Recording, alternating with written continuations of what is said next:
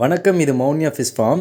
இன்றைக்கி நம்ம கோய் கார்ப்போட ஃபிஷ் டேங்கை வந்து தண்ணிலாம் ரொம்ப எல்லோயிஷ் ஆகிடுச்சு. சரி மாற்றலாம் அப்படின்னு சொல்லிட்டு போய் பார்த்துட்டு இருந்தேன். அப்போ பார்த்தீங்க அப்படின்னா நம்மக்கிட்ட டேங்க் கிளீனர் பார்த்திங்கன்னா அதில் ஒரு 3 டேங்க் கிளீனர் விட்டுருந்தேன். அதில் பார்த்திங்கன்னா 2 தான் இருந்துச்சு. என்னடா இது 2 டேங்க் கிளீனர் தான் இருக்குது அப்படின்னு பார்த்தா, நம்ம கருப்பன் குசும்பன் கபூட்டா கோய் இருக்கான் இல்லையா, அவன் ஒரு டேங்க் கிளீனரை முழுங்கிட்டாங்க. முழுங்கினது மட்டும் இல்லாமல் பாதியை சாப்பிட்டு வாயிலேயே வச்சுருந்தான்.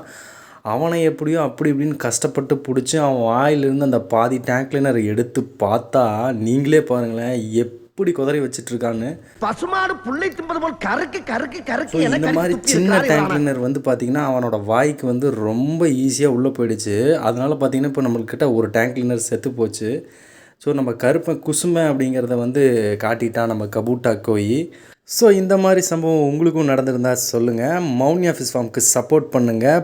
பாய்.